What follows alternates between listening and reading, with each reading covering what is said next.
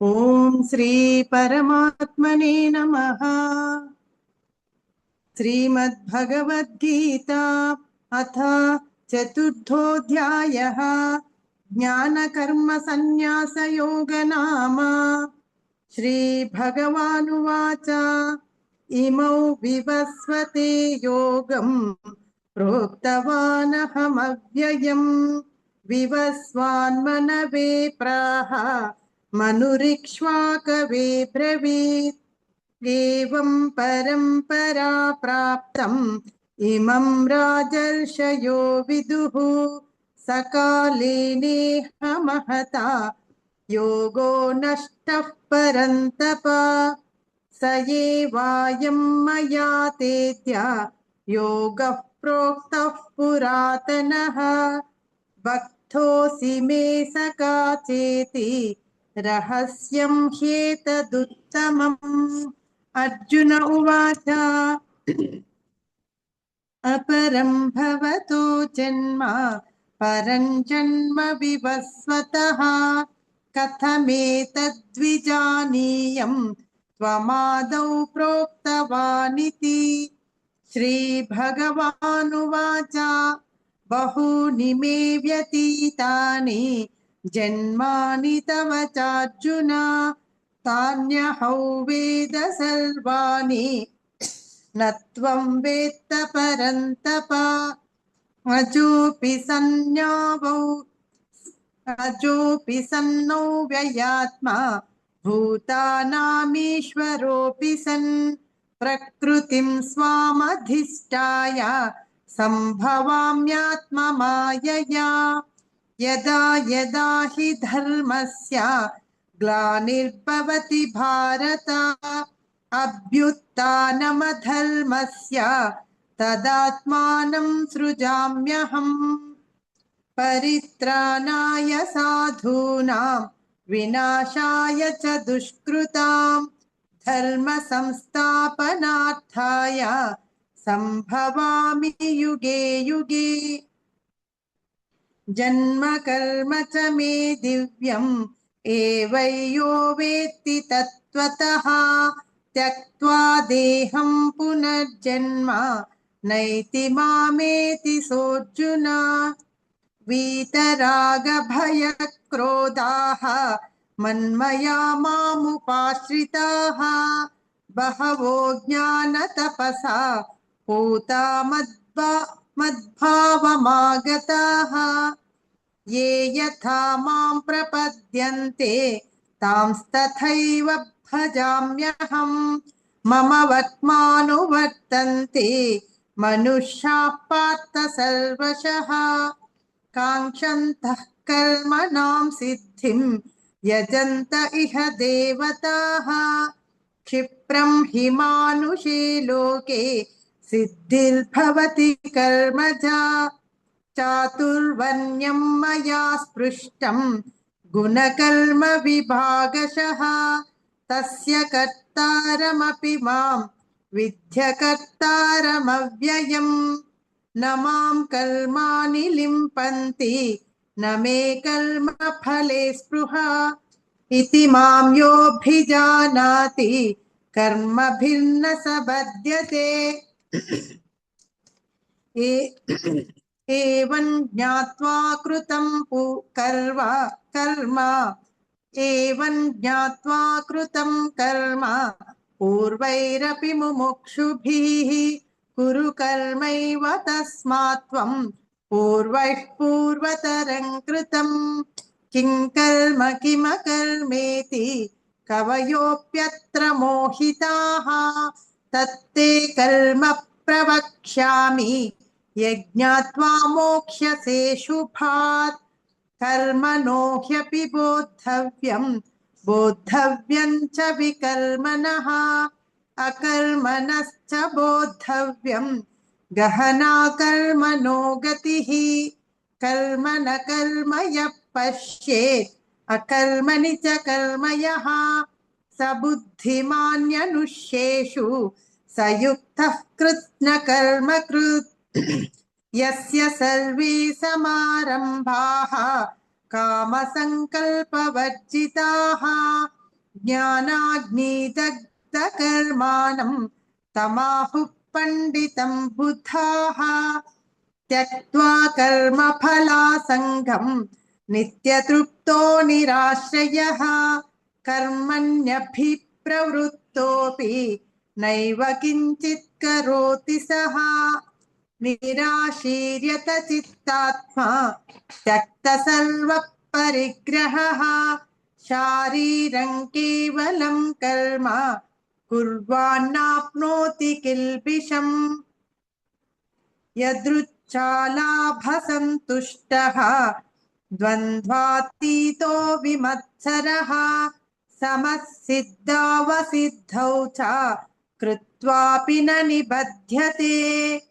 गतसङ्गस्य मुक्तस्य ज्ञानावस्थितचेतसः यज्ञायाचरतः कर्म समग्रं प्रविलीयते ब्रह्मार्पणं ब्रह्महविः ब्रह्माग्नौ ब्रह्मणाहुतं ब्रह्मैव तेन गन्तव्यं ब्रह्मकर्म समाधिना दैवमेवापरे यज्ञं योगिनः पर्युपासते ब्रह्माज्ञावपरे यज्ञं यज्ञेनैवोपजुह्वति श्रोत्रादीनीन्द्रियाण्यन्ये संयमाग्निषु जुह्वति शब्दादीन् विषयानन्ये इन्द्रियाग्निषु जुह्वति सर्वाणीन्द्रियकर्माणि प्राणकर्माणि चापरे आत्मसंयमयोगाग्नौ जुह्वति ज्ञानदीपिते द्रव्ययज्ञास्तपो यज्ञाः योगयज्ञास्तथा परे स्वाध्यायज्ञानयज्ञाश्च यतयः संशितौ व्रताः अपाने जुह्वति प्राणं प्राणे पानं तथा परे प्राणापानगतिरुद्ध्वा प्राणायामपरायणाः अपरे नियताहारः प्राणान् प्राणेषु जुह्वति सर्वेप्येते यज्ञविदः यज्ञक्षपितकल्मषाः यज्ञशिष्टामृतभुजः यान्ति ब्रह्म सनातनं नायल्लोकोऽस्तयज्ञस्य कुतोऽन्यः कुरु सत्तमा एवं बहुविधा यज्ञाः नितता ब्रह्मणो मुखे कर्मज्ञान् विद्धि तान् सर्वान् एवं ज्ञात्वा विमोक्ष्यसे श्रेयान् द्रव्यमयाद्यज्ञात् ज्ञानयज्ञपरन्तप सर्वां कर्माखिलं पार्थ सर्वं कर्माखिलं पार्थ ज्ञाने परिसमाप्यते तद्विद्धि प्रणिपातेन परिप्रश्नेन सेवया उपदेक्ष्यन्ति ते ज्ञानं ज्ञानिनस्तत्त्वदर्शिनः यज्ञात्वा न पुनर्मोहम् एवैयास्यसि पाण्डव येन भूतान्यशेषेण द्रक्ष्यस्मात्मन्यथो मयि द्रक्ष्यस्मात्मन्यथो मयि अपि चेदसि पापेभ्यः सर्वेभ्यः पापकृत्तमः सर्वं ज्ञानप्लवेनैव वृजिनं सन्तरिष्यसि यथैथांसि समिद्धोऽग्निः भस्मसात् कुरुतेऽर्जुन ज्ञानाग्निः सर्वकर्माणि भस्मसात् कुरुते तथा न हि ज्ञानेन सदृशं पवित्रमिह विद्यते तत्त्वयैयोगसंसिद्धः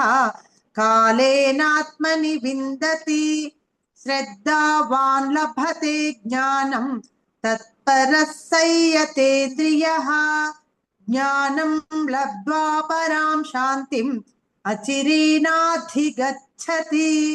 आज्ञाच्च श्रद्धानश्च संशयात्मा विनश्यति नायल्लोकोऽस्ति न परः न सुखं संशयात्मनः योगसंन्यास्तकर्माणं ज्ञानसञ्छिन्न संशयम् आत्मवन्तन्न कर्माणि निबध्नन्ति धनञ्जय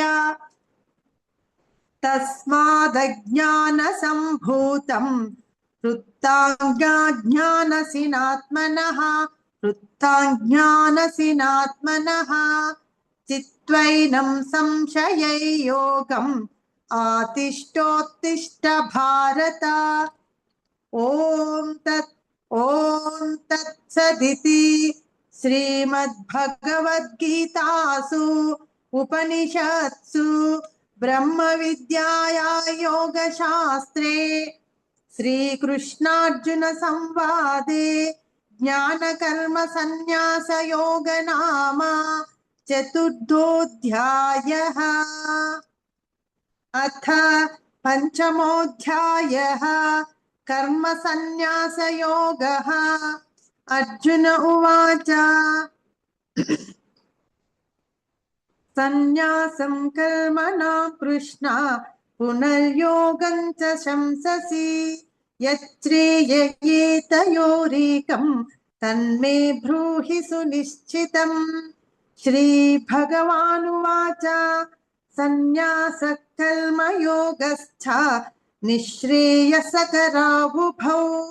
तयोस्तु कर्मसन्न्यासात् कर्मयोगो विशिष्यते ज्ञेयः स नित्यसन्न्यासी यो न द्वेष्टि न काङ्क्षति निर्द्वन्द्वो हि महाबाहो सुखं बन्धात् प्रमुच्यते सांख्ययोगौ पृथक् बालाः प्रवदन्ति न पण्डिताः एकमप्यास्थितः सम्यक् उभयोर्विन्दते फलम् यच्चाङ्खैः प्राप्यते स्थानं तद्योगैरपि गम्यते एकं सांख्यं च योगं च यः पश्यति स पश्यति सन्न्यासस्तु महाबाहो दुःखमाप्नुमयो गतः योगयुक्तो मुनिर्ब्रह्मा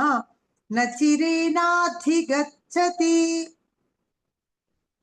योगयुक्तो विशुद्धात्मा विदितात्मा जितेन्द्रियः सर्वभूतात्मा भूतात्मा कुर्वन्नपि न लिप्यते नैव किञ्चित् करोमीति युक्तो मन्येत तत्त्ववित् पश्यन् शृण्वन् स्पृशन् जिघ्रन् अश्नन् गच्छन् स्वपन् श्वसन् प्रलपन् विसृजन् गृह्णन् उन्मिषन् निमिषन्नपि इन्द्रियाणीन्द्रियार्थेषु वर्तन्त इति धारयन् ब्रह्मण्याधाय कर्माणि सङ्गं त्यक्त्वा करोति यः लिप्यते न स पापेन पद्मपत्रमिवाम्भसा कायेन मनसा बुद्ध्या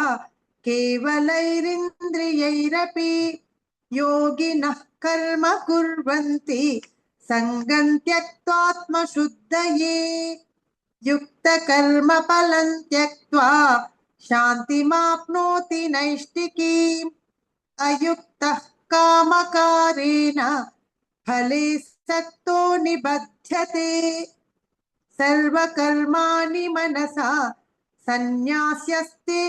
सन्न्यस्यास्ते सुखौ वशी नवद्वारे पुरे देहि नैव कुर्वन्न कारयन् न कर्तृत्वं न कर्माणि लोकस्य सृजति प्रभुः न कर्मफलसंयोगं स्वभावस्तु प्रवर्तते न दत्ते कस्यचित् कश्चित् पापं न चैव सुकृतौ विपुः अज्ञानेनावृतं ज्ञानं तेनामुह्यन्ति जन्तवः ज्ञानेन तु तदा ज्ञानं येषान्नाशितमात्मनः तेषामादित्यवज्ञानं प्रकाशयति तत्परम् तद्बुद्धयस्तदात्मानः तन्निष्ठास्तत्परायणाः गच्छन्त्य पुनरावृत्तिं ज्ञाननिर्धूतकल्मषाः विद्या विनय संपन्ने ब्राह्मणे गविहस्तिनि शुनि चैव श्वपाके च पंडिताः समदर्शिनः इहैव तैर्जितः सर्गः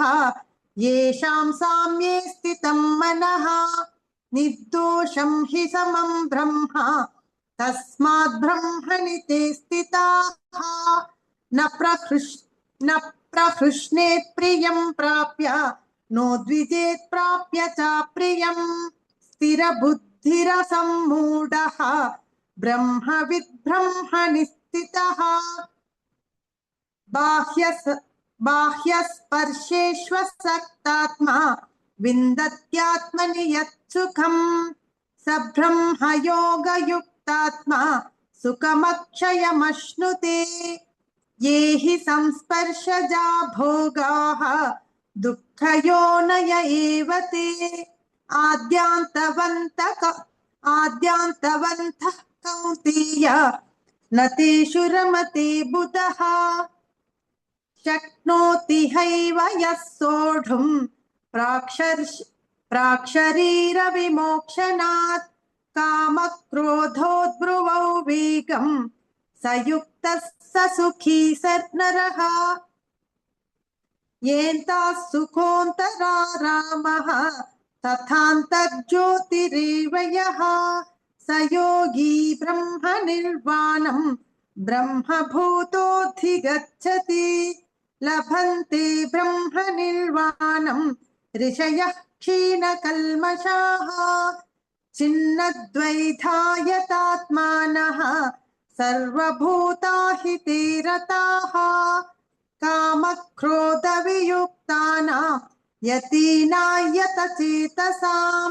अभितो ब्रह्मनिर्वाणं वर्तते विदितात्मनाम् स्पर्शां कृत्वा बहिर्बाह्यान् चक्षुषैवान्तरे भ्रुवोः प्राणाप्राणौ समौ कृत्वा नासाभ्यन्तरचारिणौ यतेन्द्रियमनोबुद्धिः मुनिर्मोक्षपरायणः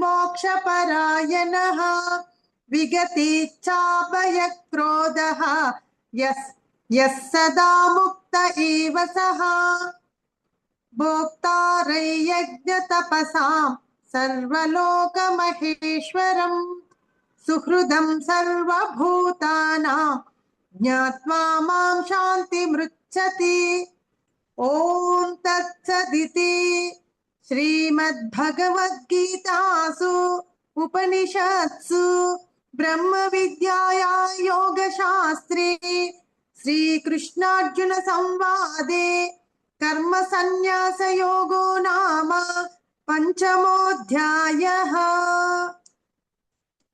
अथ षष्ठोऽध्यायः आत्मसंयमयोगः। श्रीभगवानुवाच अनाश्रितः कर्मफलं कार्यं कर्म करोति यः स सन्न्यासी च योगी च न निरग्निर्न चाक्रियः यं सन्न्यासमिति प्राहुः योगं तौ विद्धि पाण्डव न ह्यसन्न्यस्तसङ्कल्पः योगी भवति कश्चन आरुरुक्षोर्मुनिर्योगं कर्म कारणमुच्यते योगारूढस्य तस्मैव शमः कारणमुच्यते यदा हिनेन्द्रियार्थेषु न कर्मस्वनुसज्जते सर्वसङ्कल्पसन्न्यासी योगारूढस्तदोच्यते उद्धरेदात्मनात्मानं नात्मानमवसादयेत् आत्मैव ह्यात्मनो बन्धुः आत्मैव रिपुरात्मनः बन्धुरात्मात्मनस्तस्य येनात्मैवात्मना जितः अनात्मनस्तु शत्रुत्वे वर्तेतात्मैव शत्रुवत् जितात्मनः प्रशान्तस्य परमात्मसमाहितः शीतोष्णसुखदुःखेषु तथा मानपमानयोः ज्ञानविज्ञानतृप्तात्मा कूटस्थो विजितेन्द्रियः युक्त इत्युच्यते योगी समलोष्टाश्मकाञ्चनः सुहृन्मित्रार्युदासीना मध्यस्तद्वेष्य बन्धुषु साधुष्वपि च पापेषु समबुद्धिर्विशिष्यते योगी युञ्जीत सततम् आत्मानं रहसि स्थितः एकाकीयत चित्तात्मा निराशीरपरिग्रहः शुचौ देशे प्रतिष्ठाप्य स्थिरमासनमात्मनः नात्युच्छित्रन्नातिनीचं चैलाजिनकुशोत्तरम् तत्रैकाग्रं मनः कृत्वा यतचित्तेन्द्रियक्रियः उपविश्यासने युञ्ज्यात् योगमात्मविशुद्धये समन्कायशिरो ग्रीवं धारयन्नचलं स्थिरः सम्प्रेक्ष्य नासिकाग्रं स्वं दिशश्चानवलोकयन् प्रशान्तात्मा विगतभिः ब्रह्मचारिव्रते स्थितः मनः संयम्य मच्चित्तः युक्त आसीत मत्परः युञ्जन्नेवं सदात्मानं योगी नियतमानसः शान्तिर्निर्वाणपरमां मत्सस्तां त्वधिगच्छति नात्याश्नतस्तु योगोऽस्ति न चैकान्तमनश्नतः न चातिस्वप्नशीलस्य जाग्रतो नैव चार्जुन युक्ताहारविहारस्य युक्तचेष्टस्य कर्मसु युक्तस्वप्नावबोधस्य योगो भवति दुःखः यदा विनियतं चित्तम् आत्मन्येवावतिष्ठते निःस्पृहः सर्वकामेभ्यः युक्त इत्युच्यते तदा यथा दीपो निवातस्थः नेङ्गते सोपमा स्मृता योगिनो यतचित्तस्य युञ्जतो योगमात्मनः यत्रो परमते चित्तं नैरुद्धै योगसेवया यत्र चैवात्मनात्मानं पश्यन्नात्मनि तुष्यति सुखमत्यान्तिकै यत्तद् बुद्धिग्राह्यमतीन्द्रियं वेत्ति यत्र न चैवायं स्थितिश्चलति तत्त्वतः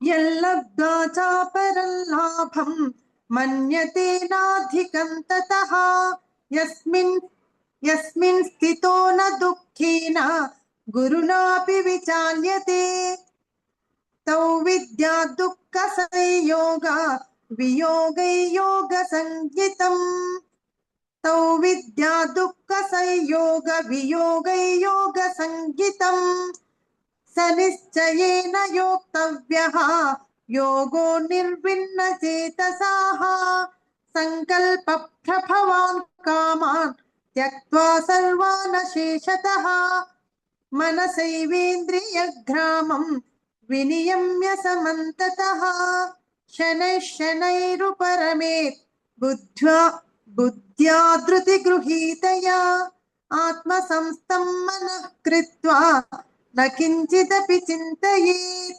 यतो यतो निश्चरति मनश्चञ्चलमस्थिरम् ततस्ततो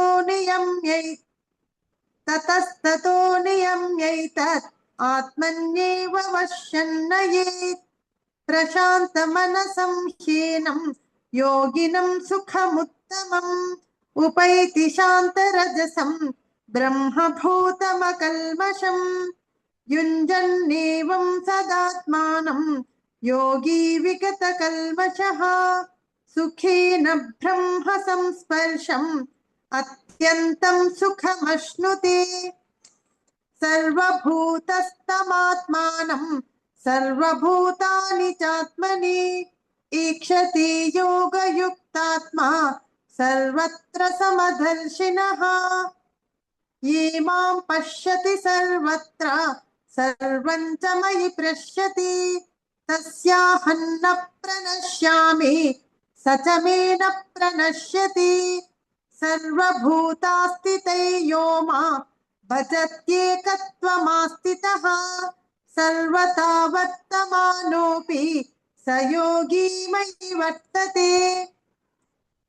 आत्मौपम्येन सर्वत्र समं पश्यति योऽर्जुन सुखौ वा यदि वा दुःखं स योगी परमो मतः। अर्जुन उवाच यो यै योगस्वया प्रोक्तः साम्येन मधुसूदन एतस्याहं न पश्यामि चञ्चलत्वास्थितं स्थिरम्। चञ्चलं हि मनः कृष्ण प्रमाथि बलवदृढम् तस्याहं निग्रहं मन्ये वायोरिव सुदुष्करम्। श्रीभगवानुवाच असंशयं महाबाहो मनो दुर्निग्रहं चलम् अभ्यासेन तु कौन्तेय वैराग्येन च गृह्यते।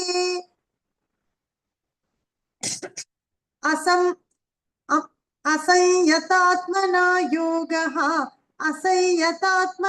योगः दुष्प्राप इति मे मतिः।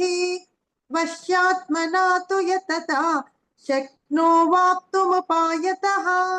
अर्जुन उवाच अयति श्रद्धयोपेतः योगाच्चलितमानसः अप्राप्य योगसंसिद्धिं कां गतिं कृष्ण गच्छति। कच्चिन्नो भयविभ्रष्टः छिन्नाभ्रमिव नश्यति अप्रतिष्ठो महाबाहो विमूढो ब्रह्मणः पथि। एतन्मे संशयन् कृष्ण छेत्तुमर्हस्य शेषतः त्वदन्यः संशयस्यास्मा छेत्ता न ह्युपपद्यते। श्रीभगवानुवाच पार्थ नैवेह नामुत्रा विनाशस्तस्य विद्यते न हि कल्याणकृत् काश्चित् दुर्गातिं ताति गच्छति। प्राप्य पुण्याकृतल्लोकान् उषित्वा शाश्वती समाः शुचीनां श्रीमताङ्गेः योगभ्रष्टोऽभिजायते अथवा योगिनामेव कुले भवति धीमताम्। एतद्धि दुर्लभतरं लोके जन्म यदीदृशम् तत्र तं बुद्धिसंयोगं लभते पौर्वदेहिकम्। यतते च ततो भूयः संसिद्धौ कुरु नन्दन। पूर्वाभ्यासेन तेनैव क्रियते ह्यवशोऽपि सः जिज्ञासुरपि योगस्य शब्दा ब्रह्माति वर्तते। प्रयत्नाद्यतमानस्तु योगी संसिद्ध किल्बिषः अनेक जन्म संसिद्धः ततो याति पराङ्गतिम्